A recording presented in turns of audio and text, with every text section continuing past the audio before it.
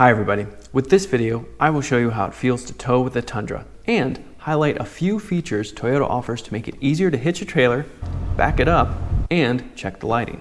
But first, let's break down the different grades of Tundra, their powertrains, and what they can haul and tow. Toyota will offer 6 different trims: SR, SR5, Limited, Platinum, 1794, and TRD Pro. Among those trims, you can choose from several different configurations. Starting with powertrain, you choose between 3 different power outputs. And I say outputs because every single Tundra uses the same twin turbocharged 3.5-liter V6, but with different tuning.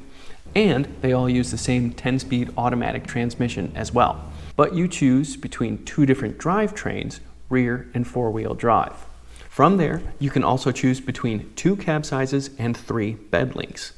Every cab of the Tundra is 4 doors. It's simply a matter of how much space the second row gets. With the shorter double cab, second row space is adequate, but not terribly comfortable for adults on longer trips.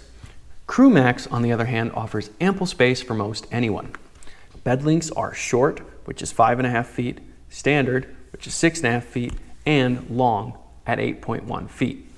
With the double cab, you choose between the normal and long beds, and with the Crew Max, you choose between normal and short beds.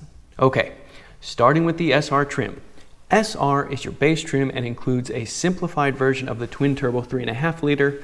It delivers 348 horsepower at 2,400 RPM and 405 pound-feet of torque, also at 2,400 RPM. And no, don't let the revs fool you, that is not a diesel.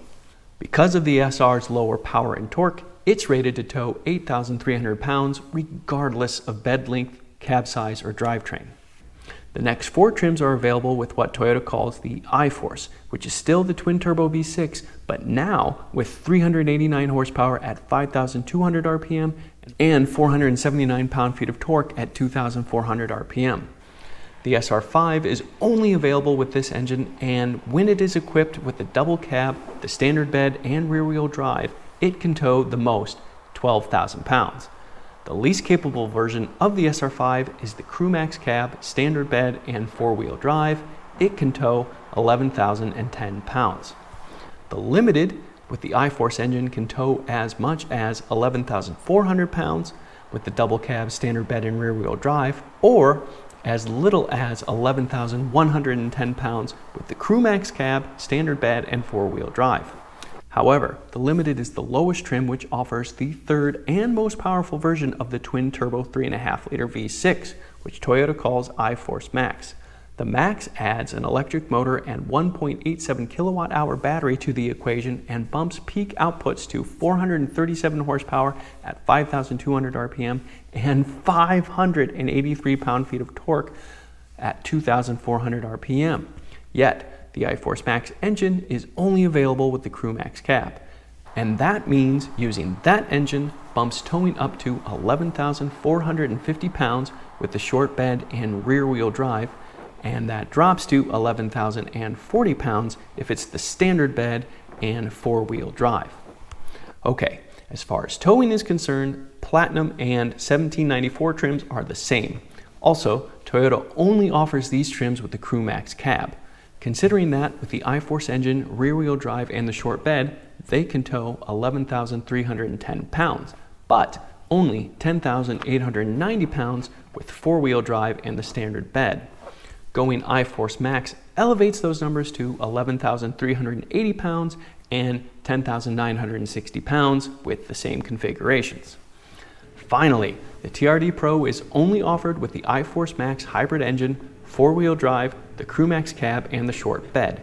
It can tow 11,175 pounds. Moving on to payloads. Payloads are basically limited to the gross vehicle weight of the Tundra, which means the heavier the configuration, the less it can haul. Toyota breaks it down in ranges based on cab size and drivetrain. It goes as follows. Rear-wheel drive double cabs can haul between 1,860 and 1,940 pounds. Rear-wheel drive Crew Max cabs can haul between 1,640 and 1,830 pounds. 4-wheel drive double cabs can haul between 1,810 and 1,885 pounds, and four-wheel drive crew max cabs can haul between 1,575 and 1,820 pounds. Finally, the TRD Pro kind of lives on its own here again and can haul 1,600 pounds. Whew. Okay, that was a lot of numbers, but there you go. As you can see, I set up a few tables to give you a breakdown of towing figures and payloads. Quick recap, the SR5 with rear-wheel drive, the double cab, and standard bed is the best setup for both payload and towing, being able to haul 1,940 pounds and tow 12,000 pounds. Okay, let's move on to features. Another fun feature that the new Toyota Tundra has is this trailer light check. So you can start this system and it will run through and check all the lights 10 times, so you don't need someone else to check for you. So I'm gonna go ahead, hit OK on the steering wheel. Trailer light check in progress. Let's go find out. Well, there's one light on for sure. There's a second. Yeah, so those are the brake lights working. Oh no, so there's the left turn signal that was working. Here's the right turn signal that is working. There are the brakes. How cool is that? And by the way, this is a land yacht. That's a nice thing to know. Lights on the side.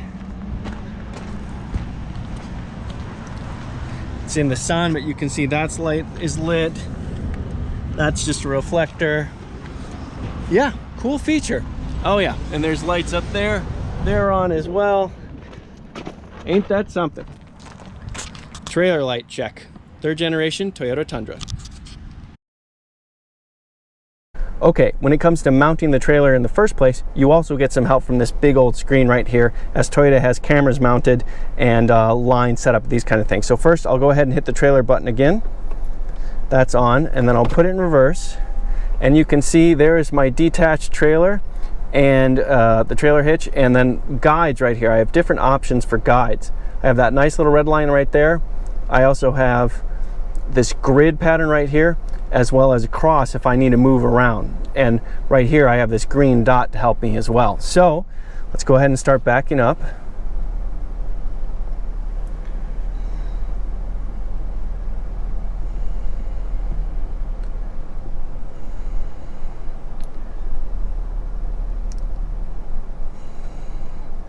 Looking pretty good.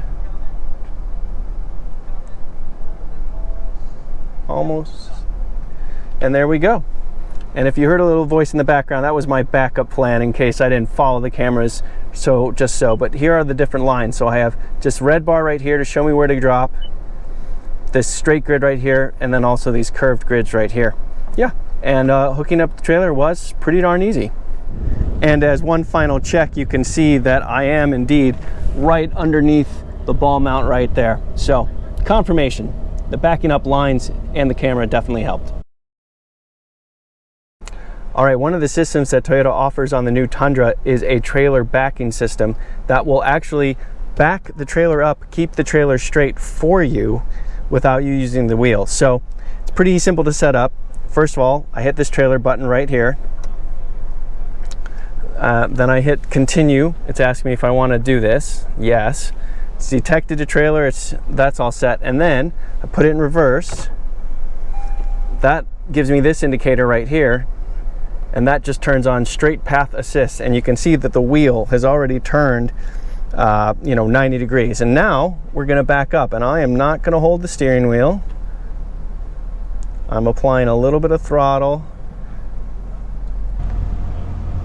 And here we go.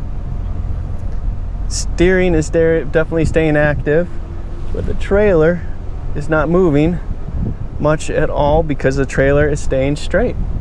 There you go, trailer backing assist. Neat little trick. Okay, now I'm driving an SR5 trim Toyota Tundra. I have a 16-foot single axle Airstream behind me, and I'm about to go take it for a quick spin. All right, I am moving and the trailer is still behind me. Now, this does not have trailer brakes of any kind. and it weighs right around 5,000 pounds. Now this is the SR5 trim Tundra, and that means that we have the steel coil springs, not the air suspension, so it's not load leveling or anything like that. So far, it feels fine. It feels a little bit hunkered down. You do have just a little bit of pitch built into the back, you can see that, but it's behaving just fine.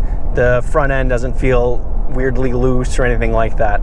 And so far, power's been more than adequate to get us moving. I think it does deserve a bit of an acceleration test. So why don't we go ahead and do that?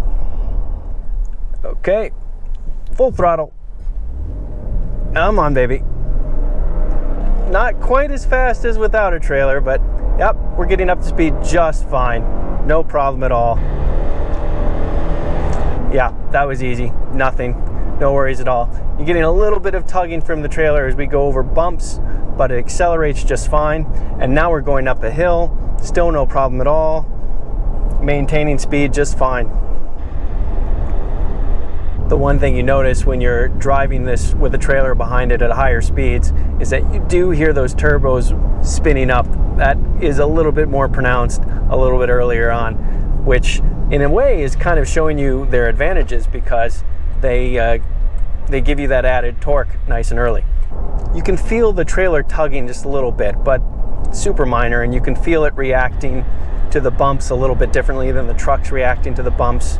But the truck stays stable. Nothing here is shaking my confidence at all. So far, so good. Okay, going around a couple of subtle bends here. Yep, everything's A-okay. The steering feels just a little bit light, but when it's got an extra 500 pounds on its back, that's understandable. Yeah. Towing a trailer in the Tundra, easy peasy. Is the brake on? Oh, I'm in park. Yeah, good start. All right.